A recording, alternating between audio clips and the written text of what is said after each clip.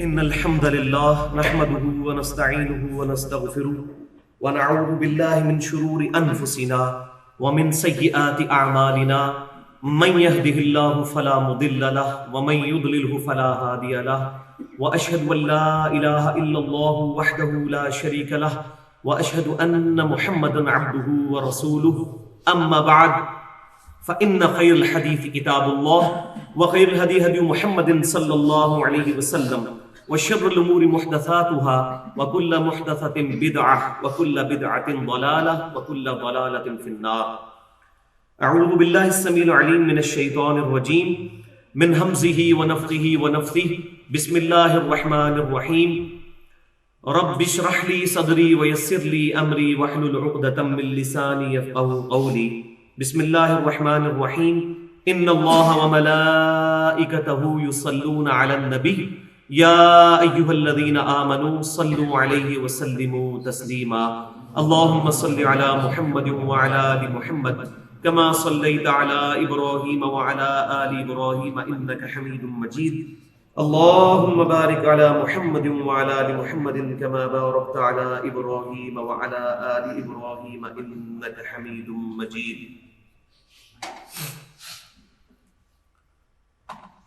آج انشاءاللہ تعالیٰ سورۃ النساء کی آیت نمبر 101 سے شروع کریں گے. اس سے پہلے 3 چیزوں پر مسلسل بحث جاری ہے. ایک اطاعت رسول صلی اللہ علیہ وسلم کی امپورٹنس، اور دوسرا پھر قتال کی اہمیت، اور تیسرا اس قتال کے لیے مین پاور پرووائڈ کرنے کے لیے اس وقت حکم دیا گیا کہ تمام لوگ ہجرت کر کے مدینہ شریف میں جمع ہو جائیں. تو ہجرت پر بھی مسلسل 3 رکوع پہلے گزرے ہیں. اب قتال کے دوران ایک اہم ترین مسئلہ ڈسکس ہونے جا رہا ہے، اور وہ یہ ہے کہ قتال کے دوران اگر نماز کا وقت آ جائے تو اس صورت میں نماز کس طرح ادا کی جائے گی. کیونکہ جامع ترمذی میں صحیح سند کے ساتھ کتاب التفسیر چیپٹر میں سورۃ النساء کی یہ آیت نمبر 101 کے تحت حدیث شریف موجود ہے کہ مشرکین نے یہ پلان کیا کہ مسلمانوں کو عصر کی نماز خصوصاً یہ اپنے ماں باپ اور اولاد سے بھی بڑھ کر عزیز ہے، لہذا جیسے یہ نماز کے اندر مشغول ہوں ان پر دعویٰ بول کر ان کو شہید کر دیا جائے.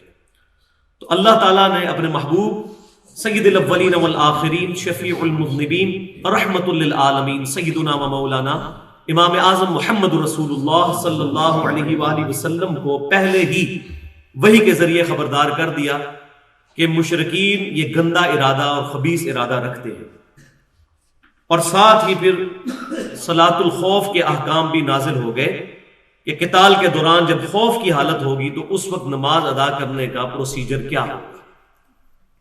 یہ ہے اس کا سیاق و سباق. بسم اللہ الرحمن الرحیم. وَإِذَا ضَرَبْتُمْ فِي الْأَرْضِ، اور جب تم سفر کرو زمین میں، فَلَيْسَ عَلَيْكُمْ جُنَاحٌ أَن تَقْصُرُوا مِنَ الصَّلَاةِ، تو تم پر کوئی حرج نہیں ہے کہ تم نماز کے اندر قصر کر لو.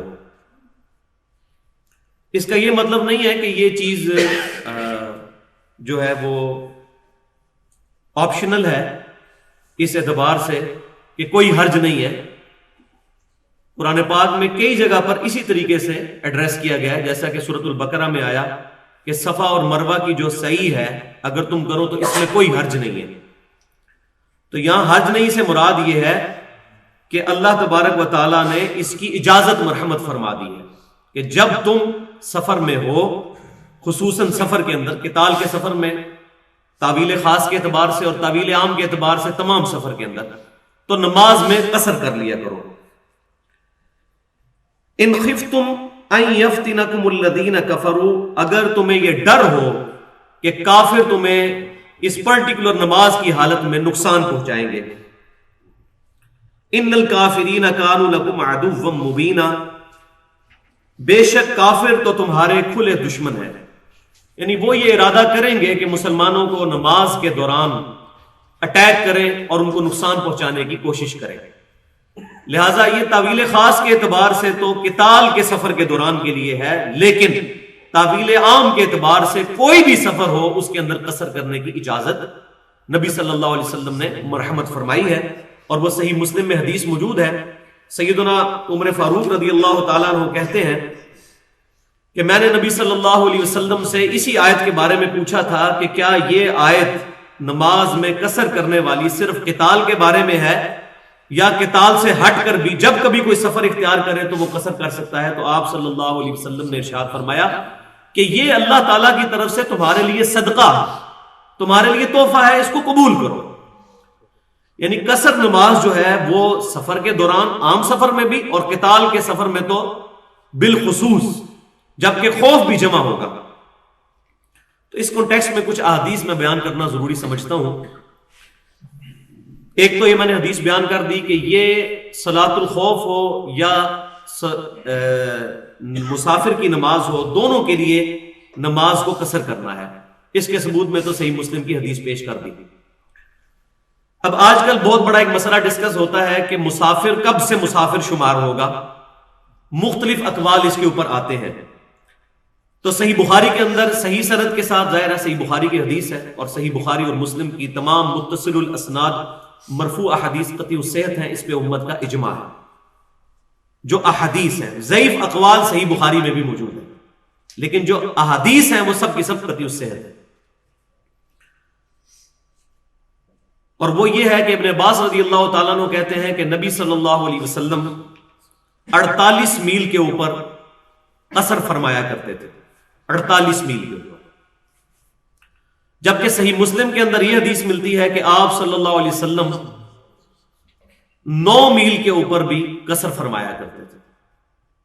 اس کے علاوہ مختلف احادیث میں مختلف اقوال، اور مصنف ابن ابی شیبہ کے اندر کئی صحابہ کے آثار ملتے ہیں، حتیٰ کہ صحیح بخاری میں یہاں تک آتا ہے کہ سیدنا علی رضی اللہ تعالیٰ عنہ جب کوفے سے نکلتے تھے، ابھی کوفے کے گھر نظر آ رہے ہوتے تھے اور وہ قصر نماز شروع کر دیتے تھے۔ تو میں نے اس معاملے میں یہی سمجھا ہے، اور یہ بات جو ہے وہ حق کے زیادہ قریب ہے، کہ اصل میں یہ مسئلہ ہے اجتہادی۔ جب آپ کو یہ واقعی یقین ہے کہ آپ غریب الوطنی کی حالت میں ہیں اور اپنے شہر سے دور ہیں، تو آپ قصر کریں گے۔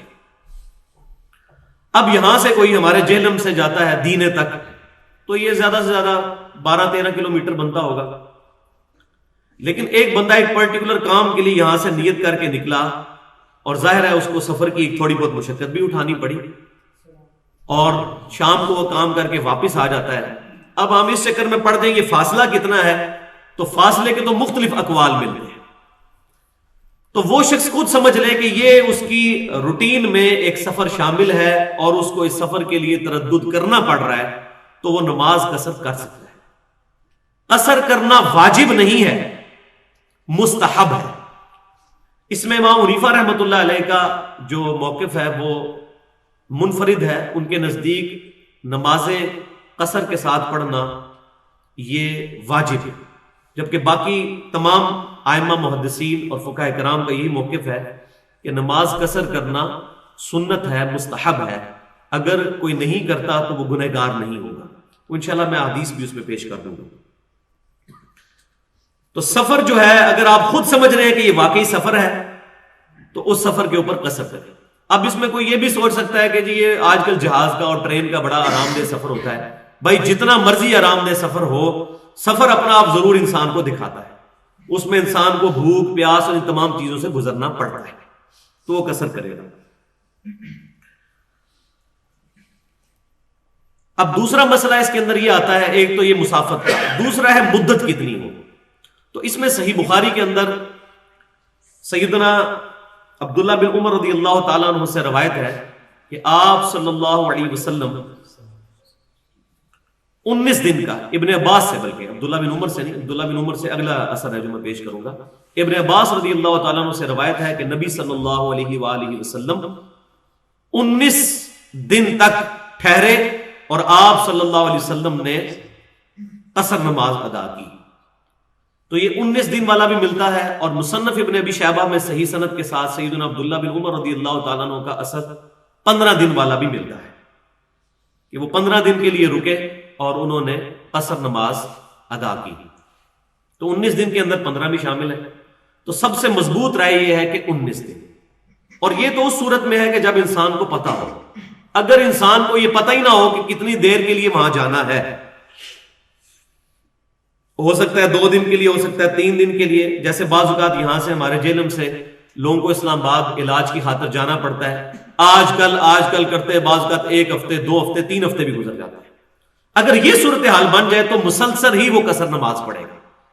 اور اس کا ثبوت جو ہے وہ مصنف ابن ابی شیبہ میں صحیح سند کے ساتھ موجود ہے کہ آذربائی جان کی جو جنگ تھی سیدنا عثمان غنی رضی اللہ تعالیٰ عنہ کے مبارک دور میں، جب رشیا فتح ہوا تھا، اس دوران عبداللہ بن عمر رضی اللہ تعالیٰ عنہ کہتے ہیں ہم تمام صحابہ کرام کے ساتھ برف باری وہاں شروع ہو گئی تھی، تو 6 مہینے تک آج کل کرتے کرتے 6 مہینے بیت گئے اور صحابہ کرام نے 6 مہینے تک قصر نماز ادا کی.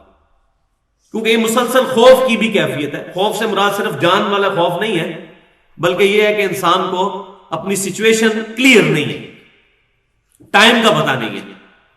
تو اگر اسی طریقے سے آج کوئی شخص کسی ہاسپٹل میں کسی مریض کی تیمارداری کے لیے جاتا ہے اور وہاں اس کو آج کل کرتے ہوئے 2 ہفتے 3 ہفتے ایون مہینہ 2 مہینے 6 مہینے بھی گزر جاتے ہیں، تو کوئی مسئلہ نہیں، وہ قصر نماز ادا کرے گا. اور اگر وہ بہت وہمی بندہ ہے تو نماز پوری بھی ادا کر سکتا ہے، کیونکہ صحیح بخاری کے اندر موجود ہے سیدہ عائشہ رضی اللہ تعالی عنہا سفر کے دوران مکمل پوری نماز بھی ادا کر لیا کرتی تھی، فرض یعنی کہ پورے پڑھا کرتی تھی. اور اس میں مخالفت کوئی کسی کی موجود نہیں ہے. اگر نبی صلی اللہ علیہ وسلم کی مرفوع حدیث اور کسی صحابی کے عمل کے دوران کے درمیان اختلاف آئے اور صحابہ کرام علیہم رضوان اس اختلاف کو بیان کریں اور اس کی وجہ سے اس صحابی کی مخالفت کر دیں، تب وہ قول خلاف ہوگا مرفوع حدیث، ادروائز نہیں. مثال کے طور پر نبی صلی اللہ علیہ وسلم کے بارے میں صحیح بخاری اور مسلم میں آتا ہے کہ آپ صلی اللہ علیہ وسلم نے 3 دن تک تراویح کی نماز جماعت سے پڑھی، جبکہ سیدنا ابو بکر صدیق رضی اللہ تعالیٰ عنہ نے اس معاملے کو اسی طریقے سے چھوڑ دیا. سیدنا عمر کے بھی شروع کے سالوں کے اندر معاملہ اسی طرح رہا. پھر سیدنا عمر رضی اللہ تعالیٰ عنہ نے تراویح کی جماعت پورا مہینہ شروع کروائی. اگرچہ یہ عمل بظاہر نبی صلی اللہ علیہ وسلم کی سنت سے ہٹ کر تھا، لیکن صحابہ کرام کا اجماع ہو گیا اور اجماع حجت ہے. تو صحابہ کرام میں اختلاف آئے تو صرف حدیث دیکھ کر کسی صحابی کے قول کو چھوڑ نہیں دینا ہوگا، بلکہ یہ دیکھنا ہوگا اس کے اس عمل کے اوپر کسی دوسرے صحابی نے اس کی مخالفت کی ہے. اگر نہیں کی تو اس پر اجماع تصور ہوگا. جیسا کہ میں کئی دفعہ بتا چکا ہوں کہ مٹھی کے بعد داڑھی کاٹنے کے بارے میں اگرچہ میں نہیں کاٹتا، لیکن اس پہ صحابہ کا اجماع ہے کہ یہ جائز ہے. اور اس حدیث کے راوی صحیح بخاری میں عبداللہ بن عمر ہے کہ داڑیاں بڑھاؤ اور مونچھیں پست کرو، اور عبداللہ بن عمر کا یہ اثر صحیح بخاری میں موجود ہے کہ وہ مٹھی کے بعد داڑھی کو کاٹ دیا کرتے تھے. تو راوی اپنی روایت کو سب سے بہتر سمجھتا ہے، ان کے اس عمل کی وجہ سے کسی نے ان کی مخالفت نہیں کی. بخاری میں تو موجود ہے کہ حج اور عمرے کے موقع پر، اور الموطا امام مالک کے اندر یہاں تک موجود ہے کہ سیدنا عمر رضی اللہ تعالیٰ عنہ نے جس سال حج کرنا ہوتا تھا اس سال رمضان سے لے کر حج تک داڑھی نہیں کاٹا کرتے تھے. کیا مطلب؟ ویسے کاٹا کرتے تھے لیکن اس سال نہیں کاٹا کرتے تھے، رمضان سے لے کر حج تک. تو مطلقاً عبداللہ بن عمر کاٹا کرتے تھے. مصنف ابن ابی شیبہ میں موجود ہے سیدنا ابو ہریرہ رضی اللہ تعالیٰ عنہ یہ والے بال بھی صاف کیا کرتے تھے، یہاں یہ والے بال. تو اس معاملے میں کوئی بہت زیادہ سختی نہیں کرنی چاہیے، بلکہ جب سے وہ شمائل ترمذی کی حدیث سامنے آئی ہے وہ تو معاملہ بالکل کلیئر ہو گیا. دنیا میں ایک ہی حدیث ہے صحیح سند کے ساتھ جو بتاتی ہے کہ نبی صلی اللہ علیہ وسلم کی مبارک داڑھی کتنی تھی. وہ شمائل ترمذی کے آخری چیپٹر میں ہے کہ نبی صلی اللہ علیہ وسلم کو خواب میں دیکھنے کا بیان. ایک تابعی آگے عبداللہ بن عباس رضی اللہ تعالیٰ عنہ کو کہتے ہیں کہ میں نے نبی صلی اللہ علیہ وسلم کو خواب میں دیکھا. اور یہ تابعی وہ تھے جو کہ قرآن پاک لکھا کرتے تھے، مصحف لکھا کرتے تھے، کاتب تھے. تو عبداللہ بن عباس رضی اللہ تعالیٰ عنہ نے فرمایا کہ میں نے نبی صلی اللہ علیہ وسلم سے سنا کہ جس نے مجھے خواب میں دیکھا اس نے مجھی کو دیکھا، میری شکل میں شیطان نہیں آ سکتا. یہ صحیح بخاری اور مسلم میں بھی موجود ہے. لیکن آپ صلی اللہ علیہ وسلم کی اپنی شکل جو احادیث کے اندر آئی، یعنی آپ کوئی سفید داڑھی میں دیکھتا ہے تو آپ صلی اللہ علیہ وسلم نہیں ہوں گے، کالی داڑھی میں جس طریقے سے احادیث کے اندر آپ صلی اللہ علیہ وسلم کی مبارک شکل آئی ہے. تو عبداللہ بن عباس رضی اللہ تعالیٰ عنہ نے کہا کہ تم اپنا خواب بیان کرو. تو انہوں نے اپنا خواب ڈیٹیل کے ساتھ بیان کیا. اس کے اینڈ کے اوپر عبداللہ بن عباس رضی اللہ تعالیٰ عنہ نے فرمایا اگر تم رسول اللہ صلی اللہ علیہ وسلم کو اپنی زندگی میں دیکھتے تو اس سے مختلف نہ پاتے جس طرح کہ تم نے خواب میں دیکھا. تو اس میں وہ آپ صلی اللہ علیہ وسلم کے چہرے مبارک کے بارے میں، باقی چیزوں کے بارے میں بتاتے ہیں، اور پھر داڑھی کے بارے میں فرماتے ہیں کہ آپ صلی اللہ علیہ وسلم کی داڑھی پورے چہرے مبارک پر پھیلی ہوئی گھنی تھی اور وہاں تک سینے کے حصے پر پھیلی ہوئی تھی جو گلے سے ملا ہوا ہوتا ہے، نحر تک، یہ والا حصہ نحر، یہ ہڈی، یہ جو بالکل دو شانوں تک چلتی، یہاں تک آپ صلی اللہ علیہ وسلم کی داڑھی پھیلی ہوئی تھی. تو اس حدیث کی وجہ سے یہ جو کہتے ہیں نا پورا سینہ بھرتی تھی، اس سے بڑا دنیا کا کوئی جھوٹ ہی نہیں ہے، کہیں لکھا ہی نہیں ہوا. یہ سراسر منافقت اور نبی صلی اللہ علیہ وسلم پر جھوٹ باندھنا ہے. اسی حدیث کا غلط ترجمہ کیا ہوا ہے، حالانکہ دارالسلام نے بھی بالکل صحیح ترجمہ کر دیا ہے. نہر بھائی ڈکشنری میں دیکھ لیں، اس ہڈی کو کہتے ہیں سینے کے ابتدائی حصے والی ہڈی. یہاں تک آپ صلی اللہ علیہ وسلم کی داڑھی تھی. اور اس پر میرا اجتہاد یہ ہے، جو علماء بڑے پریشان ہیں آج اس اجتہاد کے اوپر، کہ عبداللہ بن عمر مٹھی کے بعد داڑھی کاٹتے ہی اس لیے تھے کہ وہ اپنی داڑھی کو حضور کی طرح کرنے کی کوشش کرتے تھے. کیونکہ صحیح بخاری کے اندر موجود ہے کہ سیدنا ابن عمر رضی اللہ تعالیٰ عنہ وہاں اپنی سواری بٹھایا کرتے تھے جہاں جہاں نبی صلی اللہ علیہ وسلم نے سفر کے دوران بٹھائی، جہاں آپ صلی اللہ علیہ وسلم رکے وہ وہاں رکتے تھے، ایک ایک چیز کو کاپی کرتے تھے. تو میرا یہ گمان ہے کہ عبداللہ بن عمر جنہوں نے خود حدیث سن رکھی تھی کہ داڑیاں بڑھاؤ اور مجھے پس کرو، ان کو نہیں تھا پتا کہ یہ داڑھی کاٹنا گناہ ہے، نعوذ باللہ. جس طرح آج کل بعض غیر مقلدین کہتے ہیں، غیر مقلدین، اہل حدیث نہیں، اہل سنت نہیں. غیر مقلد وہ ہوتا ہے جو اپنی مرضی سے قرآن و حدیث سے رزلٹ نکالتا ہے، اور اصحاب الحدیث اور اہل السنہ وہ ہوتے ہیں جو کتاب و سنت کو سلف کے منہج پر مانتے ہیں، صحابہ، تابعین اور تبع تابعین کے اقوال کی روشنی میں. غیر مقلدین منکرین حدیث بھی غیر مقلدین ہیں. تو جو اہل السنہ ہوگا وہ صحابہ کرام کے منہج کے مطابق چلے گا. تو اگر کوئی مٹھی کے بعد نہ کاٹے بہت اچھی بات ہے، ہم بھی نہیں کاٹتے، لیکن اس کی بجائے جو لوگ کاٹتے نہیں ہیں وہ حرام کام اس طرح کرتے ہیں کہ اپنی داڑھی فولڈ کی ہوتی ہے اندر، اور لوگوں کہہ رہے ہوتے ہیں مٹھی کے بعد کاٹنا حرام ہے، اپنی داڑھی اندر فولڈ کی ہوتی ہے. اور ابو داؤد کی حدیث ہے صحیح سند کے ساتھ کہ آپ صلی اللہ علیہ وسلم فرمایا میں اس شخص سے بری ہوں جو اپنی داڑھی کو گرا لگاتا ہے.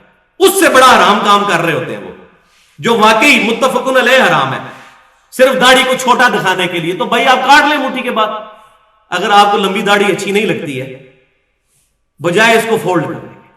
تو یہ ایکسٹریم رویے نہیں ہونے چاہیے. تو بات کہاں سے کہاں نکل گئی کہ صحابہ کرام علیہم رضوان کا منہج دیکھنا ہوگا کہ وہ کیا ہے. تو صحیح بخاری کے اندر یہ حدیث جو میں نے بیان کر دی کہ 19 دن والی، تو اس سے یہ بات بالکل کلیئر ہو گئی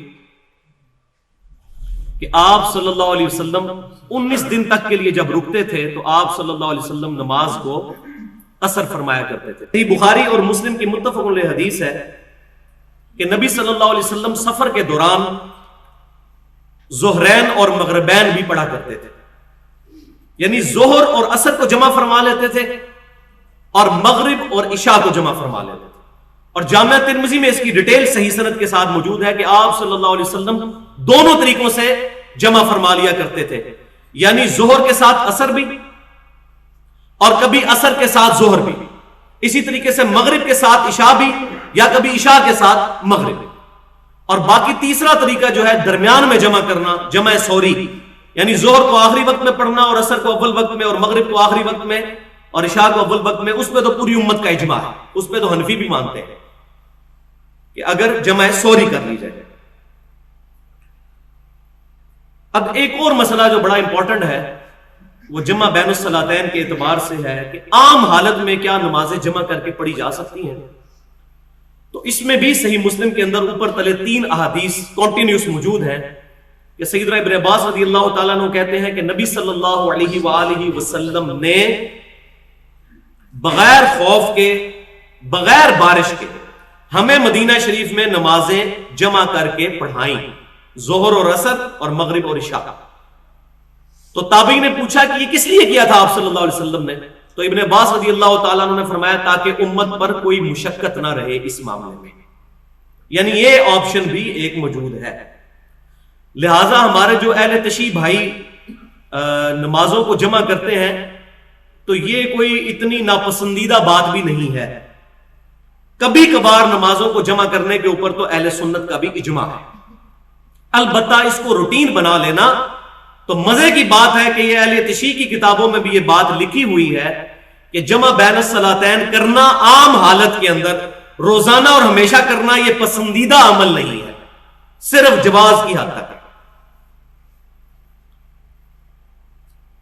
پاکستان نظریاتی کونسل جو ہے، اسلامی نظریاتی کونسل پاکستان میں، انہوں نے ایک کتاب لکھوائی ہے پاکستان کے دینی مسالے، ثاقب اکبر صاحب سے. انہوں نے تمام مکاتب فکر کے علماء کے ساتھ انٹرویوز کرنے کے بعد بریلوی، دیوبندی، اہل حدیث، شیعہ، اسماعیلی، ان سب لوگوں سے انٹرویوز کرنے کے بعد ان کے علماء سے ریٹن فارم میں ان کے عقیدے لینے کے بعد ایک کتاب لکھی ہے پاکستان کے دینی مسالے. تو اس میں جو شیعہ والا چیپٹر ہے اس میں شیعہ علماء نے یہ بات لکھ دی ہے کہ نمازوں کو جمع کرنا ہمارے نزدیک مستحب نہیں ہے، اگر کوئی کر لے تو یہ جواز کی حد ہے، اس کی روٹین کوئی مستحب کام نہیں، لہذا یہ بھی کوئی اتنا بڑا مسئلہ نہیں ہے. شیعہ کو بھی یہ چاہیے کہ اس کو روٹین نہ بنائیں، اور اہل سنت کو بھی یہ چاہیے کہ جو لوگ جمع کر رہے ہیں ان کے بارے میں نرم گوشہ رکھیں. اس میں بڑی ٹالرنس موجود ہے، زور اثر مغرب اور عشاء. بر سفر کے دوران تو ہمیشہ ہی سنت ہے. اور الموطا امام مالک میں صحیح سند کے ساتھ موجود ہے کہ ابن عمر رضی اللہ تعالی عنہما بارش کے دوران بھی نمازوں کو جمع فرما لیا کرتے تھے. یعنی سخت بارش ہو اور ظاہر ہے کہ اب مغرب پڑھ کے لوگ گھر جائیں گے، پھر واپس آنے میں تردد ہوگا، تو نمازوں کو جمع فرما لیا کرتے تھے. لہٰذا بارش کے اندر بھی نمازوں کو جمع کرنے کا جواز صحابہ کرام علیہم رضوان سے ملتا ہے. تو یہ معاملہ ہمارا الحمدللہ کثرت کے اعتبار سے کلیئر ہوا. بس اس میں آخری بات سن لیجئے کہ فرض تو سارے پڑھنے ہیں، فجر کے 2 فرض کثر یا صلاۃ الخوف میں، ظہر کے 2 فرض، عصر کے 2 فرض، مغرب کے 3 فرض اور عشاء کے 2 فرض. عشاء کے وتر بھی پڑھنے ہیں ساتھ اور فجر کی 2 سنتیں بھی. یہ نبی صلی اللہ علیہ وسلم سے ثابت ہے کہ آپ صلی اللہ علیہ وسلم نے سفر میں بھی فجر کی 2 سنتیں اور وتر پڑھے گئے. تو وتر آپ 1 بھی پڑھ سکتے ہیں، 3 بھی، 5 بھی، 7 بھی، 13 تک ثابت ہے صحیح بخاری میں. تو آپ صلی اللہ علیہ وسلم کا لیکن عمومی عمل 3 وتر ہی تھا، صحیح بخاری میں موجود ہے. ایک تابعی کہتے ہیں کہ ہم نے تو صحابہ کرام کو اسی عمل پر پایا کہ 3 وتر وہ پڑھتے تھے، جو صحیح بخاری اور مسلم کی متفق علیہ حدیث ہے. سیدہ عائشہ کہتی ہیں رمضان ہو یا غیر رمضان نبی صلی اللہ علیہ وسلم 11 رکعت سے زیادہ عموماً نہیں پڑھا کرتے تھے. 8 رکعت نوافل اور 3 وتر ساتھ، اور وہی ہمارے لیے رمضان کے اندر سنت تراویح کے طور پر. لیکن آپ صلی اللہ علیہ وسلم کبھی کبھار 13 رکعتیں بھی پڑھ لیا کرتے تھے. عمومی عمل آپ کا 11 رکعت ہے. اب آیت نمبر 102 سے شروع کرتے ہیں. یہ پرٹیکولر قتال کے میدان کے بارے میں ہے، اور یہ بڑی اہل محبت کے لیے بڑی زبردست یہ آیت مبارکہ ہے کہ قتال کے دوران نبی صلی اللہ علیہ وسلم، ظاہر ہے وہ ایک امام، اب صحابہ اکرام کی یہ خواہش ہوتی تھی کہ ہم میں سے ہر شخص آپ صلی اللہ علیہ وسلم کے پیچھے نماز پڑھے.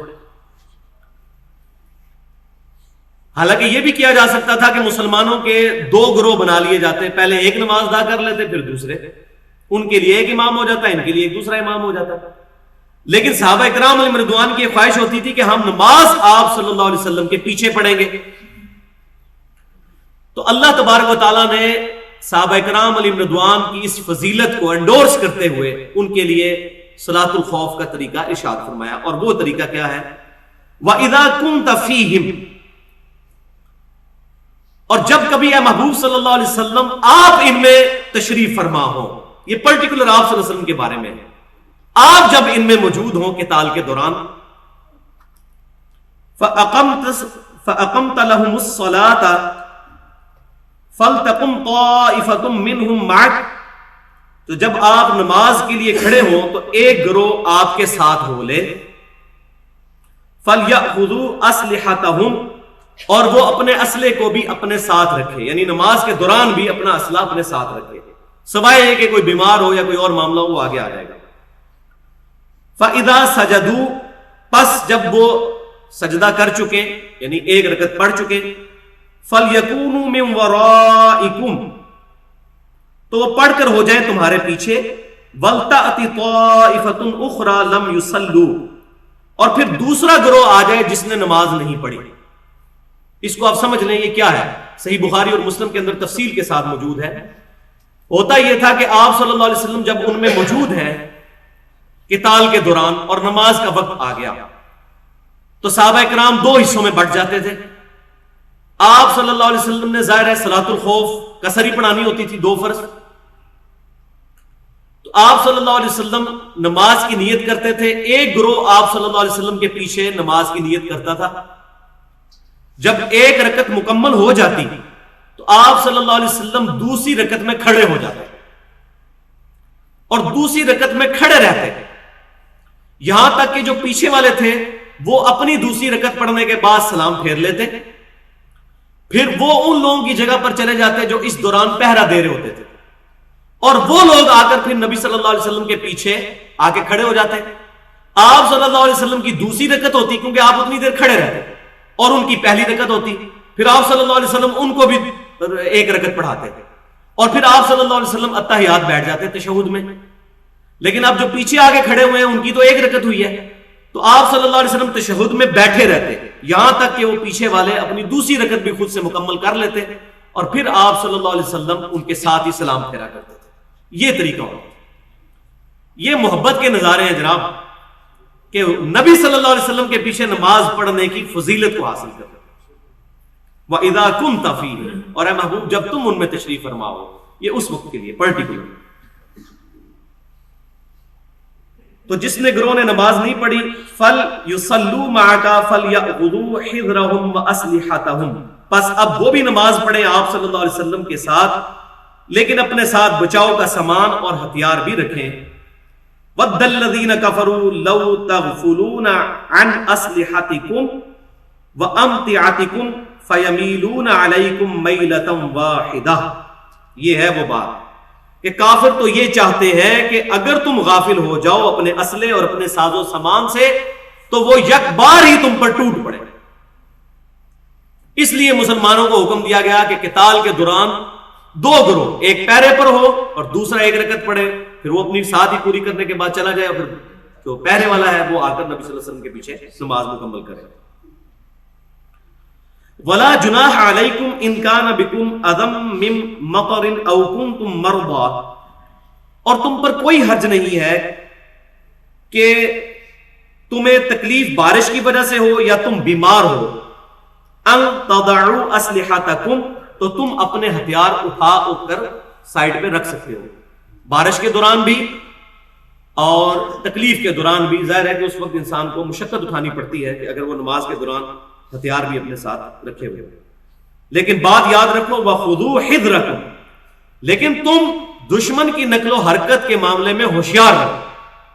إِنَّ اللَّهَ أَعَدَّ لِلْكَافِرِينَ عَذَابًا مُهِينًا، بے شک اللہ تبارک و تعالی نے کافروں کے لیے رسوا کر دینے والا عذاب تیار کر رکھا ہے۔ فَإِذَا قَضَيْتُمُ الصَّلَاةَ فَاذْكُرُوا اللَّهَ قِيَامًا وَقُعُودًا وَعَلَى جُنُوبِكُمْ، جب تم نماز ادا کر چکو تو پھر اللہ کا ذکر کرو، کھڑے ہوئے بھی، بیٹھے ہوئے بھی، اور اپنے پہلوؤں پر۔ یعنی نماز جو ہے یہ پروٹوکول والا ذکر ہے، اس کے لیے طہارت کا بھی اہتمام ہے، وضو کا بھی اہتمام ہے، استقبال قبلہ کا بھی اہتمام ہے، لیکن عام جو اذکار، صبح و شام کے اذکار، سنت دعائیں، اٹھتے بیٹھتے اللہ کو یاد کرنا، وہ تو صحیح مسلم میں یہاں تک موجود ہے۔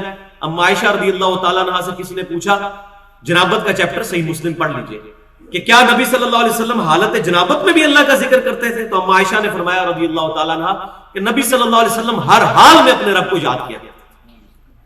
تو یہ جو اٹھنے بیٹھنے کے اذکار ہیں، صبح و شام کے اذکار ہیں، نماز کے بعد کے اذکار ہیں، ٹوائلٹ میں جانے کی دعا ہے، اسی طریقے سے بازار میں آنے کی دعا، مختلف دعائیں جتنی ہیں، ان کے لیے کوئی وضو پروٹوکول نہیں ہے۔ تو اللہ تعالیٰ فرما رہا ہے جب اس خوف کی حالت سے نکلو تو پھر تم ہر حال میں اللہ تبارک و تعالیٰ کو پوری کنسنٹریشن کے ساتھ یاد کرو۔ تو اس میں آپ کو بتا دوں کہ ہماری جو ویب سائٹ ہے ahlsunnatpak.com، اس پر ہم نے سنت اذکار والے پورشن کے اندر گرین کارڈ ایک رکھا ہوا ہے جو فرض نماز کے بعد تقریباً 18 اذکار ہے، اور ایک بلو کارڈ ہے جو کہ صبح و شام کے اذکار ہیں 28 کے قریب تقریباً۔ وہ آپ صلی اللہ علیہ وسلم کے سنت اذکار ترجمے کے ساتھ سنت دعائیں موجود ہیں، وہ ڈاؤن لوڈ کریں، ان کو یاد بھی کریں۔ ہم نے ویسے بھی پرنٹنگ بھی اس کی ہوئی ہے، وہ ضرور لے کر ان کا اہتمام کرنے کی کوشش کریں۔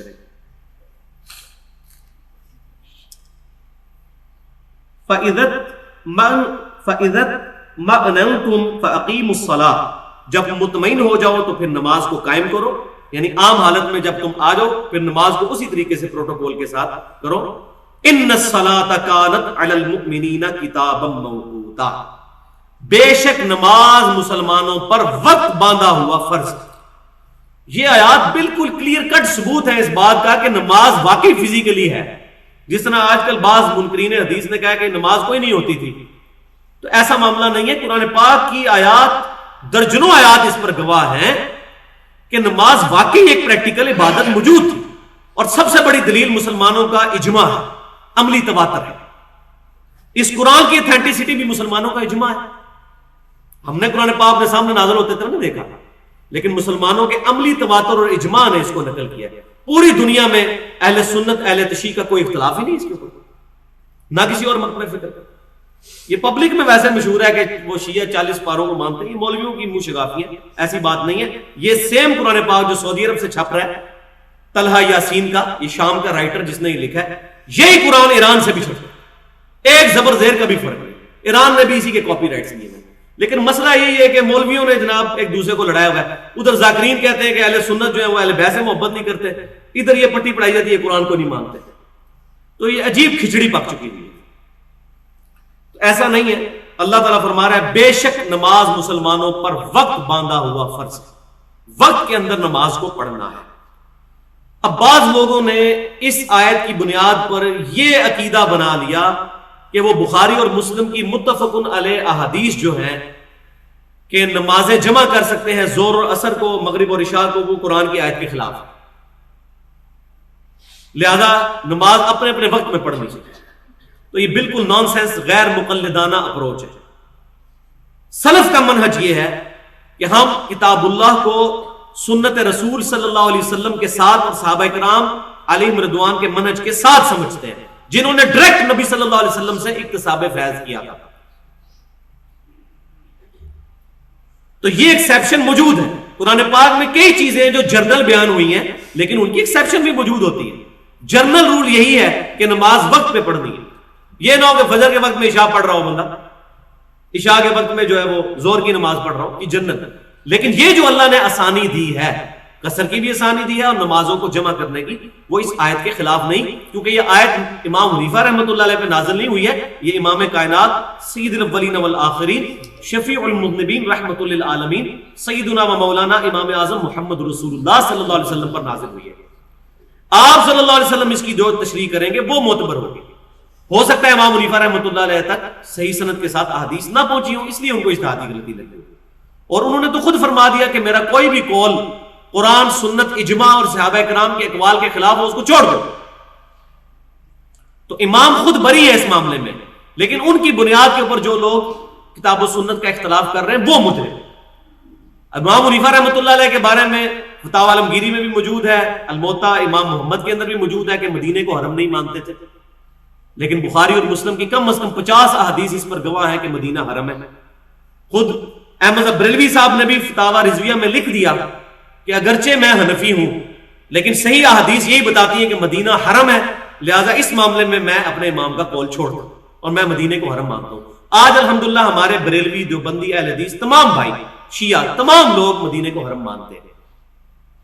تو جس طریقے سے امام حنیفہ رحمۃ اللہ علیہ کا یہ قول جو ان تک صحیح سند سے نہیں پہنچا ہوگا کوئی حدیث کہ انہوں نے مدینے کو حرم ماننے سے انکار کیا، جب ہمیں صحیح حدیث مل گئی تو امام حنیفہ رحمۃ اللہ علیہ کی ہمیں یہی تعلیمات ہے کہ ہم صحیح حدیث کو اپنا مذہب کے طور پر ایکسپٹ کریں۔ بے شک نماز مسلمانوں پر وقت باندھا ہوا فرض ہے۔ اب نماز کے اوقات کیا ہیں، اس پہ تھوڑی سی گفتگو میں کروں گا۔ صحیح بخاری اور صحیح مسلم کی متفق علیہ حدیث ہے کہ آپ صلی اللہ علیہ وسلم نے، صحابہ کرام کہتے ہیں کہ ظہر کی نماز ہمیں پڑھائی جیسے ہی سورج جو ہے وہ زوال پذیر ہوا۔ زوال کو بھی سمجھ لیں، زوال کیا ہے کہ سورج صبح کے وقت طلوع ہوتا ہے اور شام کے وقت غروب ہوتا ہے، تو یہ روزانہ ایک ٹریک سے گزرتا ہے ود ریسپیکٹ ٹو زمین۔ اب اس سائنٹیفک ہم ریسرچ کے پیچھے نہیں پڑھتے، ظاہر ہے کہ وہ زمین سورج کے گرد گھومتی ہے، اس میں تو کوئی شک نہیں۔ اسی میں کہہ رہا ہوں ریلیٹو موشن جو ہے سورج کی زمین کے اعتبار سے، کہ سن جو ہے وہ رائز ہوتا ہے اور سن سیٹ ہوتا ہے، صبح طلوع ہونا اور شام کو غروب ہونا۔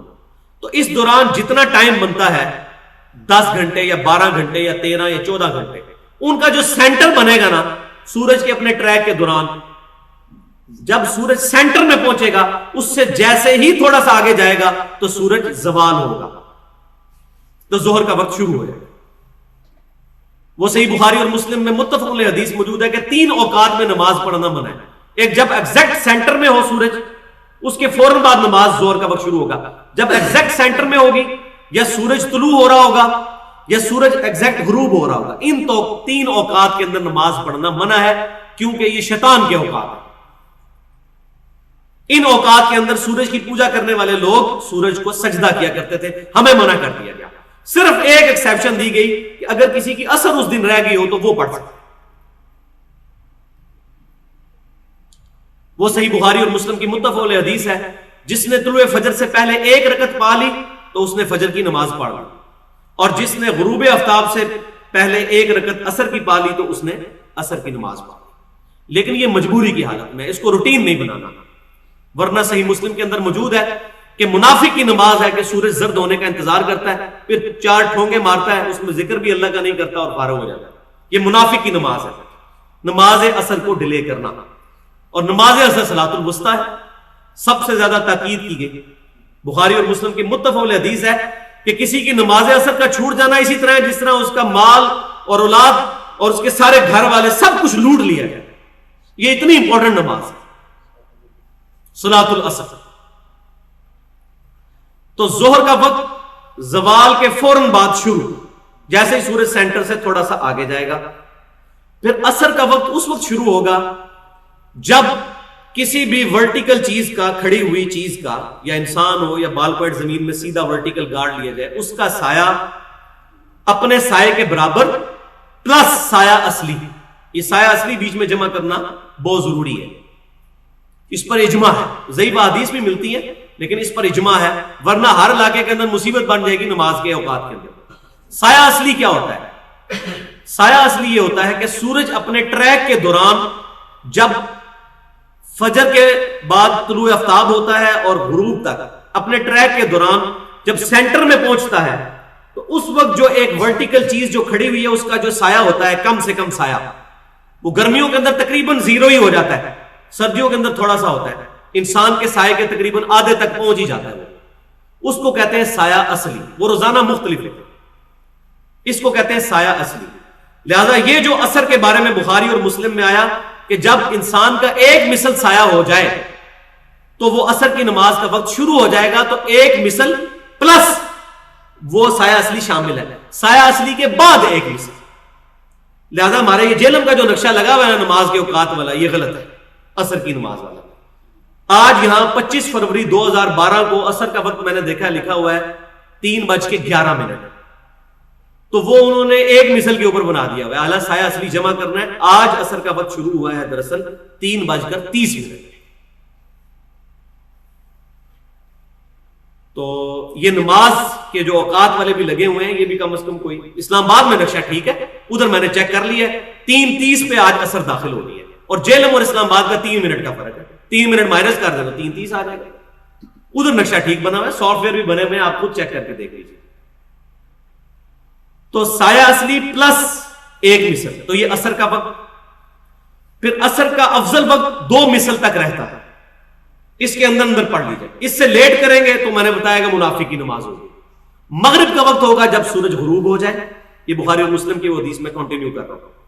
اور پھر آپ صلی اللہ علیہ وسلم نے عشاء کی نماز پڑھائی جب شفق غائب ہو گیا، یعنی غروب آفتاب کے بعد مغرب کے اندر، ہمارے ملک کے اندر مغرب کے اندر ایک سرخی سی ہوتی ہے، جب وہ سرخی غائب ہو جائے تو عشاء کا وقت شروع ہو جاتا ہے۔ انگلینڈ کے اندر وہ سرخی رات کو 2:30-3 بجے جا کے غائب ہوتی ہے، یہ بھی پرابلم ہوتا ہے۔ تو سرخی جب غائب ہوگی تو اس وقت پھر عشاء کا وقت شروع ہوگا، اور عشاء کا وقت نبی صلی اللہ علیہ وسلم عشاء کو عموماً ڈیلے کر کے پڑھا کرتے تھے، تھوڑی دیر کر کے، باقی ساری نمازوں کو اول وقت میں پڑھتے تھے۔ اور پھر اسی حدیث میں بخاری اور مسلم میں ہے کہ نبی صلی اللہ علیہ وسلم فجر کی نماز تاریکی کے اندر ادا فرمایا کرتے تھے۔ البتہ جامعہ ترمذی میں ایک حدیث ملتی ہے کہ نبی صلی اللہ علیہ وسلم نے فرمایا کہ افضل نماز یہ ہے کہ جب خوب روشنی ہو جائے اس وقت فجر کی نماز پڑھی جائے۔ لیکن امام ترمذی رحمۃ اللہ علیہ نے اس پہ سلف کا منہج بھی لکھ دیا کہ امام شافعی اور امام احمد بن حنبل فرماتے ہیں کہ اس سے مراد یہ ہے کہ صبح کاذب کے وقت نہ پڑھ لی جائے. دو صبح ہوتی ہیں، ایک صبح صادق ہوتی ہے، ایک صبح کاذب، یعنی ختم سحری سے پہلے بھی ہلکی سی روشنی نکلتی ہے. وہ فجر کا وقت نہیں شروع ہوا ہوتا لیکن روشنی ہوتی ہے. جب وہ روشنی صحیح پھیلے اور ختم سحری ہو جائے، صبح صادق ہو جائے اس وقت، تو اس سے مراد وہ روشنی پھیلے. لیکن یہ بھی موجود ہے کہ سیدنا معاویہ رضی اللہ تعالیٰ عنہ جو ہے وہ کافی ڈیلے کر کے فجر کی نماز پڑھا کرتے تھے. بہرحال طلوع آفتاب سے پہلے پہلے جو فجر پڑھ لے گا تو پڑھ سکتے ہیں. تاریکی کے معاملے میں بھی کوئی اختلاف نہیں ہے. رمضان شریف کے اندر ہمارے بریلوی دیوبندی اہل حدیث تمام بھائی اول وقت میں فجر پڑھ رہے ہوتے ہیں، اور عام دنوں میں جو بیچارے اول وقت میں پڑھتے ہیں ان کو یہ کہتے ہیں دیکھو جی اتنی جلدی نماز پوری کر دیتے ہیں. تو خود دوغلی پالیسی کی ہوئی ہے، اپنے نفس کی پیروی کرتے ہیں. ہم نہ ان کو تان کرتے ہیں نہ ان کو تان کرتے. کوئی لیٹ پڑتا ہے تب بھی ٹھیک ہے، کوئی مسئلہ نہیں ہے. طلوع آفتاب سے پہلے پہلے پڑھ لی تو بالکل ٹھیک ہے. اچھا، صحیح مسلم میں ڈیٹیل کے ساتھ یہ چیز موجود ہے نماز کے اوقات. اس میں پھر آتا ہے کہ عشاء کا وقت آدھی رات تک رہتا ہے اور عصر کا وقت سورج زرد ہونے تک رہتا ہے. یہ دو باتیں ہیں. اس حدیث سے بعض لوگوں نے یہ دھوکہ کھایا کہ عشاء کا وقت آدھی رات کے بعد ختم ہو جاتا ہے. آدھی رات سے مراد کیا ہے کہ غروب آفتاب کے وقت آپ شروع کریں اور فجر کا وقت شروع ہونے تک پوری رات اس کا نصف کر لیں، وہ آدھی رات. تو یہ بھی سلف کے منہج کے خلاف ہے. اصل میں صحیح مسلم میں تو عدم ذکر ہے، لیکن مصنف ابن ابی شیبہ میں ہمیں ڈیٹیل کے ساتھ پھر یہ بات پتہ چلتی ہے کہ افضل وقت عشاء کا آدھی رات تک ہے. البتہ عشاء کا وقت فجر تک رہتا ہے، کیونکہ سیدنا ابو ہریرہ رضی اللہ تعالیٰ عنہ کہتے ہیں کہ جس شخص نے فجر کا وقت شروع ہونے سے پہلے پہلے عشاء پڑھ لی تو اس نے کوئی دیر سے نماز نہیں پڑھی، اس کی نماز ہو گئی. اب اگر کوئی کہنے جی مسلم میں تو آدھی رات ہے، تو اس میں آپ پھر وہ کیوں بھول گئے کہ مسلم میں ساتھ یہ بھی لکھا ہوا ہے کہ عصر کا وقت سورج زرد ہونے تک رہتا ہے. اور بخاری مسلم میں موجود ہے جس نے غروب آفتاب سے پہلے ایک رکعت بھی پا لی اس نے زرد پا لی. پھر کہیں گے نہیں وہ افضل وقت ہے کہ زرد ہونے سے پہلے پہلے پڑھ لیا جائے. باقی اگر کوئی بندہ پڑھ لیتا ہے زرد ہوتے وقت بھی نماز ہو جائے گی. تو ادھر بھی بھائی ہم یہی کہہ رہے ہیں کہ افضل وقت ہے آدھی رات سے پہلے، ورنہ پوری رات عشاء کا وقت رہتا ہے. یہ مسئلہ لوگوں کو، بہت کم لوگوں کو یہ بات پتہ ہے. حنفی تو اس پہ عامل ہیں، وہ by chance he by default چل رہے ہیں اس پہ. لیکن جو سلفی ہیں ان کو اس معاملے میں کافی حد تک دھوکہ لگا ہوا ہے. اس لیے میں نے یہ بات کھول کر بیان کر دی ہے کہ یہ معاملہ اس طرح نہیں جس طرح وہ بیچارے سمجھ رہے ہیں. اچھا، عصر کی نماز کے ٹائم کے بارے میں ہی اختلاف ہے. باقی ساری نمازوں کے جو اوقات ہیں ان پر تقریباً اتفاق موجود ہے، کوئی اختلاف نہیں ہے. فجر میں، ظہر میں، مغرب میں، عشاء میں. اصل مسئلہ آیا عصر کی نماز کے اوپر، کیونکہ شیطان ہمیشہ کریٹیکل چیز کو ایڈریس کرتا ہے. عصر کی نماز صلاۃ الوسطیٰ تھی، یہ سب سے اہم نماز تھی. اور بخاری اور مسلم میں نبی صلی اللہ علیہ وسلم سے اتنے سخت الفاظ نکل گئے، آپ صلی اللہ علیہ وسلم فرمایا اللہ تعالیٰ ان کے گھروں کو آگ سے بھر دے جنہوں نے ہماری صلاۃ الوسطیٰ عصر کی نماز غزوہ احزاب کے دوران ضائع کروا دی. اتنی امپورٹنٹ نماز ہے. تو شیطان نے اس مسئلے میں جو ہے نا ایمبیگوٹی ڈال دی اور لوگوں نے یہ کہنا شروع کر دیا جی 2 مثل سائے کے بعد عصر پڑھنی ہے. حالانکہ میں ایمانداری سے آپ کو کہتا ہوں آپ تمام حدیث کی کتابیں اٹھا کے پڑھیں، صحیح بخاری سے لے کے ابن ماجہ تک، اس کے علاوہ بھی آپ کتابیں پڑھ کے دیکھ لیں. عصر کا وقت نبی صلی اللہ علیہ وسلم اسی وقت عصر کی نماز پڑھایا کرتے تھے جب سورج خوب روشن ہوا کرتا تھا. حتیٰ کہ بخاری اور مسلم میں موجود ہے کہ نبی صلی اللہ علیہ وسلم ہمیں عصر کی نماز پڑھاتے، ہم عصر کی نماز پڑھنے کے بعد اونٹ کو ذبح کرتے، اونٹ کو ذبح کرنے کے بعد اس کے 10 حصے کرتے، اس کے بعد اس کا گوشت پکاتے اور پھر کھا بھی لیتے، اور ابھی بھی مغرب کا وقت نہیں شروع ہوتا تھا. اب مجھے بتائیں یہ عصر کا وقت کون سا بنتا ہے؟ اب مولوی جو ہے وہ بڑے خطرناک ہوتے ہیں، آپ ہوتے ہیں، وہ کہتے ہیں نہیں ہو سکتا ہے 5-6 کسائی جڑ جاتے ہوں، یہ ہوتا ہو وہ ہوتا ہو. اب یہ لکھا ہے غلام رسول سیدی صاحب نے نا صحیح مسلم کی، جب یہ حدیث ہے تو پریشان ہو گئے. انہوں نے تو اپنے مسلک کی حفاظت کرنی تھی. میں ان کی بڑی عزت کرتا ہوں، میرے استاد ہیں، میں نے ان سے بہت کچھ سیکھا ہے اور میں ان کے لیے دعا گو ہوں. کافی معاملے میں اللہ تبارک و تعالیٰ نے ان پر حق واضح کیا ہے. تو انہوں نے اس طرح کی پھر بحثیں کی ہیں کہ جی کتنے کسائی لگ جاتے ہوں گے، پھر یہ کرتا ہوگا وہ کرتے ہوں گے.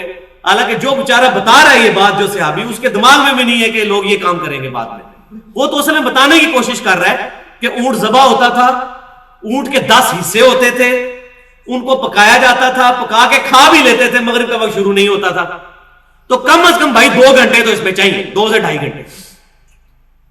فَاسْأَلُوا أَهْلَ الذِّكْرِ إِن كُنتُمْ لَا تَعْلَمُونَ. اگر تمہیں علم نہیں تو اہل علم سے پوچھ لو. اور اس میں اہل علم کسائی ہو ہر معاملے میں. جیسے جیولوجی کی فیلڈ کے لوگ قرآن پاک میں آیات آئیں گے جیولوجسٹ بتائے گا. ایمبریولوجی کی ماں کے پیٹ میں بچہ کیسے بناتا ہے ایک ایمبریولوجسٹ بتائے گا. باٹنی کی فیلڈ سے آیات آئیں گے باٹنی والا بتائے گا. اسی طریقے سے کسی کسائی کو جو اونٹ ذبح کرتا ہے اس کو کہ بھائی آپ ذرا ٹائم کیلکولیٹ کر کے بتائیں. مولوی نہیں بتائے گا. مولوی اس میں آلو ذکر ہے نہیں ہے. مولوی تو شاید مرغی بھی نہ ذبح کر سکتا ہو, وہ ہمیں کیسے بتائے گا؟ ہاں جو قصاب ہوگا وہ بتائے گا کہ اونٹ ذبح کرنے میں 10 حصے بنانے میں وہ دسے گا جناب کتنا مسئلہ ہوتا ہے 10 حصے بنانا. یہ عید کے دنوں میں آپ نے دیکھا نہیں ہے تول کے الگ کرنا. اتنا بڑا اونٹ اس کی کھال اتارنے میں کتنا ٹائم لگے گا. اب کوئی ہوتا ہے یہ کہ جی کھال سمیت ہی پکا لیتے تھے. یہ بہت بڑا ظلم. تو بالکل واضح یہ بخاری اور مسلم کی حدیث ہے کہ عصر کا وقت کس وقت نبی صلی اللہ علیہ وسلم نماز ادا کیا کرتے تھے. اب یہاں یہ بھی بات یاد رکھیں کہ صحیح بخاری اور مسلم کی متفق علیہ حدیث ہے کہ اگر کوئی شخص نماز کے اوقات میں سو جائے یا نماز بھول جائے تو جیسے ہی اس کو یاد آئے یا وہ جاگ جائے تو اس وقت وہ نماز ادا کر لے. یہی نماز کا کفارہ ہے. جیسا کہ بخاری اور مسلم کی متفق علیہ حدیث ہے کہ ایک سفر کے دوران غزوہ تبوک سے واپسی پر نبی صلی اللہ علیہ وسلم نے صحابہ سے مشورہ کیا. لیٹ نائٹ ہو گئی تھی کہ یا تو ہم فجر پڑھ کے سوتے ہیں, اور آپ صلی اللہ علیہ وسلم کا ارادہ بھی اسی طرف تھا, لیکن کچھ صحابہ یہ چاہتے تھے کہ تھوڑا سا آرام کر لیتے ہیں اور ایک بندے کی ڈیوٹی لگا دیتے ہیں, فجر کے بعد ہمیں اٹھا دے گا. تو نبی صلی اللہ علیہ وسلم اگرچہ اس کے لیے جو اس کی حمایت میں نہیں تھے, لیکن آپ صلی اللہ علیہ وسلم نے صحابہ کرام علیہم رضوان کا ریگارڈ کرتے ہوئے فرمایا چلو ٹھیک ہے, اور سیدنا بلال کی ڈیوٹی لگا دی. اللہ کا کرنا ہوا سیدنا بلال کو بھی نیند آ گئی اور سورج اچھا خاصا بلند ہو گیا. سیدنا عمر رضی اللہ تعالیٰ عنہ کی آنکھ کھلی, انہوں نے پڑھا انا للہ و انا الیہ راجعون. نبی صلی اللہ علیہ وسلم بھی اٹھے. پھر آپ صلی اللہ علیہ وسلم کو پتا چلا کہ ظاہر ہے کہ نماز فجر کا وقت جو فوت ہو گیا, تو آپ صلی اللہ علیہ وسلم نے فرمایا یہی وقت ہے نماز ادا کرنے کا. سیدنا بلال نے اذان دی, اقامت دے کر جماعت کے ساتھ نماز سورج نکلا ہوا چاش کے وقت میں نماز فجر ادا کی گئی. تو اس سے یہ بات پتہ چل گئی کہ کبھی ایسا مان, لیکن یہ روٹین نہیں ہونی چاہیے. روٹین نہیں, وہ بھی سن لیں, وہ پھکی بھی لے لیں. صحیح بخاری کتاب التعبیر چیپٹر میں موجود ہے. نبی صلی اللہ علیہ وسلم کو ایک بہت بڑا خواب دکھایا گیا تھا, طویل خواب. اس میں آپ صلی اللہ علیہ وسلم کو پہلا منظر یہی دکھایا گیا تھا کہ ایک شخص ہے جس پر عذاب یہ ہو رہا ہے کہ ایک بھاری بھرگم پتھر فرشتے اٹھا کے اس کے سر پہ مارتے ہیں, اس کا سر فلیٹ ہو جاتا ہے. بولے آپ تکلیف کے ساتھ, کیا تکلیف ہوگی. پھر اس کا سر صحیح ہوتا ہے, پھر فرشتے پتھر مارتے ہیں اور مسلسل یہ عذاب جاری. یہ صحیح بخاری نہیں, یہ کسی عام بندے کا خواب نہیں, نبی صلی اللہ علیہ وسلم کا خواب, وحی الہی. اور آپ صلی اللہ علیہ وسلم کو بعد میں بتایا گیا, اس کے علاوہ بھی اور مناظر دکھائے گئے, اور اینڈ میں بتایا گیا کہ آپ نے جو پہلا منظر دیکھا تھا یہ اس شخص کے بارے میں تھا جس نے قرآن یاد کر کے بھلا دیا تھا اور نماز کے اوقات میں سو جایا کرتا تھا. زیادہ تصویر کے دونوں رخ سامنے رکھے. یہ نہیں ہے کہ ایک بندہ کہ جی میری نیت تو تھی رات کو 2:30 بجے سو رہا ہے اور فجر کے وقت آنکھ نہیں کھلی جی میری نیت تھی. ایسا اہتمام کر کے, جس کو فکر ہوگی فجر کے وقت اٹھنے کی وہ ضرور اہتمام کر کے رات کو سوئے گا, ٹائم کے اوپر الارم لگائے گا. اگر آج اناؤنسمنٹ ہو جائے کہ جس نے فجر کی نماز جماعت سے نہیں پڑھی اس کو چوک پہ کھڑا کر کے اس کی قمیض اتار کے جو ہے وہ 50 کوڑے لگائے جائیں گے گورنمنٹ کی طرف سے, تو دیکھ لیں لوگوں کی کس طرح آنکھ کھلے گی. اور اس کے برعکس اگر لالچ دی جائے کہ جو فجر کی نماز تکبیر اولیٰ کے ساتھ پہلی صف میں پڑھے 5,000 روپیہ فی نماز دیا جائے گا اس کو گورنمنٹ آف پاکستان کی طرف سے, دوسری صف والے کو 3,000, تیسری والے کو 1,000, تو کیا حال ہے, پہلی صف میں جگہ ملے گی؟ کبھی نہیں ملے. اور یہ فتویٰ, گاڑا فتویٰ سن لیں نبی صلی اللہ علیہ وسلم سے. صحیح بخاری کے اندر موجود ہے, نبی صلی اللہ علیہ وسلم نے فرمایا کہ منافق کے اوپر عشاء اور فجر کی نماز بھاری ہے. منافق جس کا کنوکشن والا ایمان نہیں ہے, جس کا کنوکشن والا ایمان ہوگا اس کے لیے کوئی پرابلم نہیں, اس کے لیے نمازیں بھاری نہیں ہو, قطعاً نہیں ہو سکتا کہ اس کے لیے نمازیں بھاری. اب یہاں میں ضمناً آپ کو ایک نیو مسلم امریکن, اب نیو مسلم بھی نہیں رہا, اس کو مسلمان ہوئے بھی تقریباً 15-20 سال ہو چکے ہیں, اس کی کتاب بھی چھپی تھی انگلش میں، اردو میں ترجمہ ہوا، سر تسلیم خم ہے، سمعنا واطعنا۔ تو امریکن مسلمان تھا، بڑی لمبی اس کی سٹوری ہے، اس میں وہ کہتا ہے مسلمان ہونے کے بعد سب سے مشکل میرے لیے فجر کی نماز تھی، لیکن ظاہر ہے وہ نیو مسلم تھا، کوئی ہماری طرح کا روایتی مسلمان تو نہیں تھا جس کے ذہن میں کہیں بات ہو گئی اللہ تعالیٰ بڑا غفور رحیم ہے، معاف کر دے گا، جو مرضی کرو، یا اللہ جو کچھ بھی ہے تیرے محبوب کی امت سے ہے۔ نعوذ باللہ من ذلک۔ نبی صلی اللہ علیہ وسلم کا مبارک نام مس یوز کرتے ہیں ہم لوگ۔ تو وہ نیو مسلم تھا، وہ کہتا ہے فجر کی نماز میرے لیے بڑی مشکل تھی، تو میں نے 3 گھڑیاں خریدی، اندازہ کر،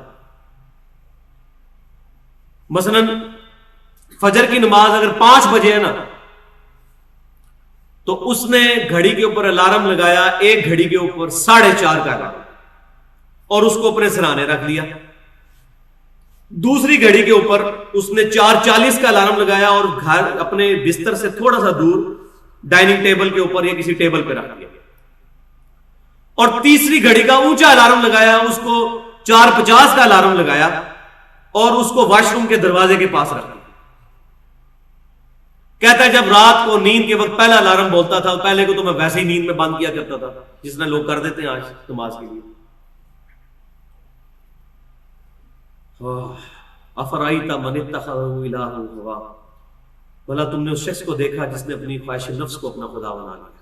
بولے شرک خالی قبروں کے آگے معبود سمجھ کے سجدہ کرنا اور نظر و نیاز کرنا نہیں ہے، یہ بھی شرک اصغر کی ایک فارم ہے کہ انسان اپنے بسترے کو فوقیت دے دے فجر کی نماز کے لیے، اپنی نیند کو پرائرٹی دے فجر کی نماز کے لیے۔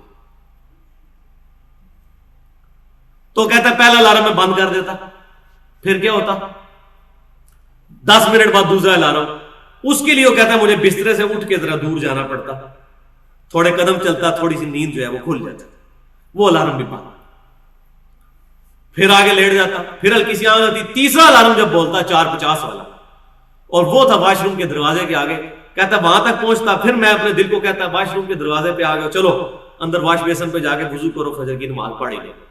اس طریقے سے اس نے کنٹینیوس اپنے آپ کو نماز کا عادی کیا۔ لیکن ادھر مسئلہ ہے کہ مسلمانوں کو ان کے بال سفید ہو جاتے ہیں، ابھی ان کو بتانا پڑتا ہے کہ جناب داڑھی رکھنا سنت ہے، ان کو بھی سمجھانا پڑتا ہے، اور تو بتانا پڑتا ہے کہ چہرے کا نقاب کرنا امہات المومنین رضی اللہ عنہن کی سنت ہے۔ یہ ہم مسلمانوں کو سمجھاتے سمجھاتے تھک جاتے ہیں، اور ایک غیر مسلم مسلمان ہوتا ہے تو وہ دیکھیں یوسف ایسٹس پروٹیسٹنٹ عیسائی تھا، وہ کہتا ہے میں اتنا امیر تھا کہ میرے ایک چیک پہ میں بوئنگ 747 خرید سکتا تھا، اتنا امیر پادری امریکہ کے اندر، مسلمان ہوا 80s کے اندر۔ وہ کہتا ہے کہ مجھے ایک عیسائی عورت کا فون آیا، وہ کہنے لگی جی میں قرآن پاک پڑھنے کے بعد اس رزلٹ پہ پہنچی ہوں کہ اسلام ہی سب سے ٹرو ریلیجن ہے، تو میں اسلام قبول کرنا چاہتی ہوں لیکن میں حجاب نہیں کر سکتی، یہ ذرا مشکل کام ہے۔ تو یوسف ایسٹس کہتا ہے کہ میں نے اس کو کہا خیر ہے تم مسلمان تو ہو جاؤ نا، حجاب بعد میں دیکھی جائے گی۔ اس نے پتا کیا جواب دیا آگے سے؟ اس نے کہا وہ مسلمان ہوگی عورت جو حجاب نہیں کرتی ہوگی، جبکہ میں نے خود قرآن و سنت میں یہ بات پڑھی ہے کہ مسلمان عورت کو حجاب کا کتنی سختی سے حکم ہے، یعنی میں مسلمان رہ جاؤں گی پڑھنے کے بعد بھی اور حجاب پہ میں عمل نہ کروں، یعنی اس نے یہ چیز اپنے اوپر فکس کر لی کہ ہو مسلمان اور اللہ اور اس کے محبوب صلی اللہ علیہ وسلم کا نافرمان ہو، یہ ہو ہی نہیں سکتا۔ لیکن مسلمان کو نہیں یہ بات سمجھ آئی، تو کہنے لگی کہ یہ کیسے ہو سکتا ہے کہ میں کلمہ بھی پڑھوں لا الہ الا اللہ اور محمد رسول اللہ صلی اللہ علیہ وسلم کو اپنا امام بھی مانوں اور مرضی اپنی خواہش نفس کی کروں، یہ ہو ہی نہیں سکتا۔ تو کہنے لگی نہیں اس طرح تو میں ایمان نہیں لے کر آؤں۔ پھر وہ کہتا ہے کہ 5-6 مہینے گزرے تو اس نے مجھے فون کیا کہ اب میں نے اپنے آپ کو اس حالت میں مضبوط کر لیا کہ میں ایمان کے لیے تیار ہوں، مجھے کلمہ پڑھا کر مسلمان کرو، پھر وہ مسلمان ہو۔ لیکن یہاں میں ایک شرعی مسئلہ بتا دوں، یوسف ایسٹس نے جو اس کو مشورہ دیا تھا وہ بالکل ٹھیک تھا کتاب و سنت کے مطابق، کیونکہ اس دوران اگر اس کی موت آ جاتی تو وہ دوزخ میں چلی جاتی۔ اس کو کوئی دلیل نہ بنائے، کلمہ پڑھا کر مسلمان ضرور کر لینا چاہیے تاکہ اللہ کی بارگاہ میں جنت پکی ہو جائے۔ جس طرح کہ مسند امام احمد میں صحیح سند کے ساتھ حدیث موجود ہے، نبی صلی اللہ علیہ وسلم ایک یہودی لڑکے کی موت کے وقت اس کے سراہنے گئے. باپ اس کا یہودی تھا، اب باپ کے ڈر کی وجہ سے وہ کلمہ نہیں پڑھتا تھا، تو نبی صلی اللہ علیہ وسلم نے آخری وقت اس کو کوشش کی اور آپ صلی اللہ علیہ وسلم نے اس کو کہا کہ تم میری رسالت کی گواہی دے دو، میں اللہ کے حضور تمہارے لیے دعا کروں گا. وہ اپنے باپ کی طرف دیکھنے لگا، پھر اللہ تعالیٰ نے اس کو ہمت دی، اس نے کلمہ پڑھا اور وہ دنیا سے رخصت ہو گیا. تو نبی صلی اللہ علیہ وسلم کا چہرہ مبارک کھل ہو گیا کہ میرا ایک امتی دوزخ سے بچ کر جنت میں جانے والا بن گیا. تو آخری وقت تک کوشش کرنی چاہیے. کوئی پتہ نہیں انسان کے اوپر کوئی لمحہ ایسا آ جائے کہ اس کو بات سمجھ آ جائے. تو بات کہاں سے کہاں نکل گئی، نماز کے اوقات سے اور پھر فجر کی نماز سے. آخر میں آپ کو آج کے درس کے حوالے سے یہ آخری بات بتا دوں، تو آپ پیچھے 2-3 منٹ رہ گئے کہ آج 25 فروری 2012 ہے. تو آج ہمارے جہلم شہر کے اندر فجر کا وقت 5:18 پر شروع ہوا، یعنی 5:18 سے پہلے آپ عشاء کی نماز پڑھ سکتے ہیں، لیکن بہتر یہ ہے کہ آدھی رات سے پہلے پڑھیں. ختم سحری ہوتے ہی 5:18 پہ فجر کا وقت شروع، پھر طلوع آفتاب ہوا 6:38 پر، 6:38 پر سورج نکل آیا. اس کے بعد تھوڑی دیر کے لیے نماز پڑھنا منع ہے. اس میں بھی بڑا اختلاف ہے، بعض لوگ کہتے ہیں 15 منٹ، بعض کہتے ہیں 17 منٹ، بعض کہتے ہیں 9 منٹ، بعض کہتے ہیں 20 منٹ. حالانکہ حدیث میں کہیں یہ بات موجود نہیں، سوائے اس کے کہ ایگزیکٹ اس وقت میں نماز پڑھنا حرام ہے جب سورج باہر نکل رہا ہو. مثلا یہ سورج نکل رہا ہے تو سورج ہلکا سا اپنا منہ باہر نکالے گا، جب یہ پوری ٹکیا اس کی باہر آ جائے گی نا تو وہ پورا باہر نکل آئے تو نماز پڑھ سکتا. تو یہ زیادہ سے زیادہ 8-9 منٹ ہی بنتے ہیں. کوئی احتیاط کرنی ہے 10-12 منٹ کر لیں، ورنہ سورج کی ٹکیا جیسے ہی باہر آ جائے گی پوری، وہ ٹرانزیشن جو پیریڈ ہے باہر نکلنے کے دوران کے آدھا اندر آدھا باہر، اس دوران نماز پڑھنا حرام ہے. جیسے ہی باہر آئے آپ اشراق پڑھ سکتے ہیں، اور میں نے دیکھا ہے وہ 5-7 منٹ کے اندر ہی سورج فوراً باہر آ جاتا ہے. تو نماز آپ فجر کی اس وقت پڑھ سکتے ہیں اگر کسی کی رہ گئی ہو، اور سنت بھی ساتھ پڑھے گی. اور یہاں یہ بھی مسئلہ سن لیں کہ افضل یہی ہے کہ فجر کی سنتیں اگر کسی کی چھوٹ جائیں تو وہ اشراق کے وقت میں پڑھیں. فجر کے فرضوں کے فوراً بعد پڑھنا بھی جائز ہے. جامع ترمذی میں ضعیف سند کے ساتھ اور صحیح ابن خزیمہ میں اور ابن حبان میں صحیح سند کے ساتھ موجود ہے، ایک صحابی نے فجر کے فرضوں کے بعد 2 رکعتیں پڑھی تھی اپنی والی، تو نبی صلی اللہ علیہ وسلم نے اس پہ خاموشی اختیار فرمائی تھی. جواز موجود ہے، لیکن جامعہ ترمذی میں صحیح سند کے ساتھ موجود ہے. عبداللہ بن عمر رضی اللہ تعالیٰ عنہ فرماتے ہیں کہ جس کی فجر کی سنتیں چھوٹ جائیں وہ اشراق کے وقت میں پڑھے. اور اس میں یہ شرط بھی نہیں ہے کہ بیٹھا رہے اتنی دیر. یہ نہ حنفی شرط لگاتے ہیں اور نہ باقی لوگ لگاتے ہیں، یہ لوگوں نے خود بنائی ہوئی یہ شرط. تو فجر کی سنتیں اس وقت میں پڑھے وہی افضل ہے. اشراق کے وقت کے اندر آ کے فجر کی 2 سنتیں ادا کر لیجیے. تو وہ وقت 4 سے 5 منٹ. پھر طلوع فجر ہوا 6:38 پہ. 6:38 میں آپ 10 منٹ جمع کر لیں، 6:48 کے بعد آپ اشراق پڑھ سکتے ہیں.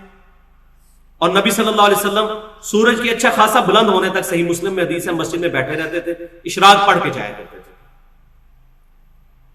پھر یہ اشراق کا وقت کب تک رہے گا؟ جب تک کہ ظہر کا وقت شروع نہیں ہو جاتا، اس سے 5-7 منٹ پہلے تک. سورج درمیان میں نہیں جب تک پہنچ جاتا، وہ دوسرا مطلوب وقت آئے گا.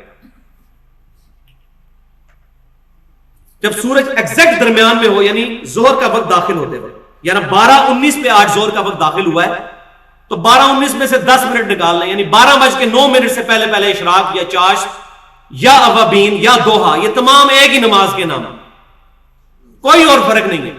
یہ ساری منہ شگافی ہیں. اوابین کی نماز بھی یہی ہے، صحیح مسلم میں موجود ہے. اوابین کی نماز یہ ہے کہ جب اونٹنی کے بچے کے پاؤں گرم زمین پر جلنے لگے اس وقت توبہ کرنے والوں کی نماز ہے. اوابین کی نماز جو مغرب کے بعد 6 نفل پڑھے جاتے ہیں وہ ضعیف سند سے موجود ہیں، صحیح سند سے نہیں. وہ اوابین نہیں، اوابین یہی اشراق، چاش، دوہا، اوابین، یہ ساری نمازیں دن کی نمازیں یہی ہیں، 2 سے لے کر 12 رکعت تک. 4 رکعت عموماً صحابہ کرام سے ثابت ہے. تو ظہر کا وقت شروع ہوا 12:19 پہ. تو 12:19 سے 10 منٹ پہلے تک آپ کوئی نماز اس 10 منٹ میں نہیں پڑھ سکتے. 12:19 کے فوراً بعد ظہر پڑھ سکتے ہیں کسی بھی وقت.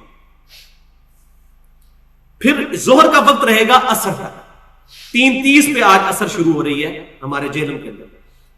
تو تمام نمازیں ایک دوسرے کے اندر داخل ہوتی ہیں سوائے فجر کے. فجر کی نماز کے وقت کے بعد 5-7 منٹ کا وقفہ ہوتا ہے. باقی زور ختم ہوگی، اثر شروع ہوگی، اثر ختم ہوگی، مغرب شروع ہوگی. لیکن وہ زرد ہونے سے پہلے پڑھنا میں پہلے بتا چکا ہوں. تو آج مغرب کا وقت ہے 6:01. تو 6:01 سے بھی آپ 10 منٹ پہلے مائنس کر لیں. اس دوران بھی کوشش کریں نماز نہ پڑھیں، وہ منافق کی نماز. لیکن اگر لیٹ ہو گئی ہے تو پڑھ سکتے ہیں. اور عشاء کی نماز 7:21 پہ آج جہنم کے اندر وقت داخل ہو رہا ہے عشاء کی نماز کا. تو 7:21 تک عشاء کی نماز پڑھی جا سکتی ہے. یہ جو بات کہتے ہیں تارے نظر آ جائے تو نماز ہی نہیں ہوتی، ایسا نہیں. تو 6:01 سے 7:21 تک 1 گھنٹہ 20 منٹ سے لے کر 1 گھنٹہ 38 منٹ تک ہمارے اس ایریے کے اندر مغرب کا وقت ویری کرتا رہتا ہے. پورے سال میں 1 گھنٹہ 20 منٹ تو رہتے ہی رہتے ہیں. اور عشاء کا وقت پھر فجر تک رہے گا، لیکن افضل وقت ہے آدھی رات تک. فجر کا وقت یعنی کہ 5:18. اور آخری مسئلہ اس میں سن لیجئے، وہ یہ ہے کہ فجر کے وقت بعض لوگ امام جماعت کرا رہا ہوتا ہے، پیچھے سنتے پڑھ رہے ہوتے ہیں. بخاری اور مسلم کی متفق علیہ حدیث ہے کہ جب فرض نماز کی اقامت کہہ لی جائے اس کے بعد کوئی نماز جائز نہیں. تو جب فجر کی نماز کھڑی ہو جاتی ہے پیچھے آگے سنتے نہ پڑھیں، یہ سخت ناپسندیدہ عمل ہے، بلکہ ایسی سنتیں باطل ہیں. جب بعد میں فوراً بعد بھی پڑھ سکتے ہیں اور اشراق کے وقت بھی پڑھ سکتے ہیں. اگر آپ کو جلدی ہے تو فوراً بعد پڑھ لیں، اور اگر آپ بیٹھ سکتے ہیں تو افضل وقت ہے اشراق کے وقت میں فجر کی سنتیں پڑھیں. لیکن اس طریقے سے فرضوں کا مذاق نہ اڑائیں. دوسری طرف اپنی حالت یہ ہے کہ کوئی امام کے پیچھے سورہ فاتحہ پڑھ لے، اس کو کہتے ہیں دیکھیں جی امام قرات کر رہے ہیں، پیچھے فاتحہ پڑھ رہے ہوتے ہیں، قرات نہیں سنتے. اور خود امام قرات کر رہا ہے، پیچھے نماز پڑھ رہے ہوتے ہیں. تو کتنا ظلم ہے. تو اس معاملے میں افراط و تفرید کا شکار نہیں ہونا چاہیے، پینڈولم درمیان میں رہنا چاہیے. آج میری کوشش تھی میں کافی سارا کور کروں گا، لیکن یہ مسائل بڑے ضروری تھے، کیونکہ ان مسائل کو آج کل کوئی پازیٹیو انداز میں فرقہ واریت سے بالاتر ہو کر بہت کم لوگ ہیں جو ایڈریس کرتے ہیں. اللہ تعالیٰ سے دعا ہے جو میں نے حق بات کہی ہمارے دلوں میں راسخ فرمائے. اگر میرے منہ سے کوئی غلط بات نکل گئی تو ہمارے دلوں سے معاف کر دے. سبحانک اللہم و بحمدک اشہد ان لا الہ الا انت استغفرک و اتوب الیک وما علینا الا البلاغ المبین.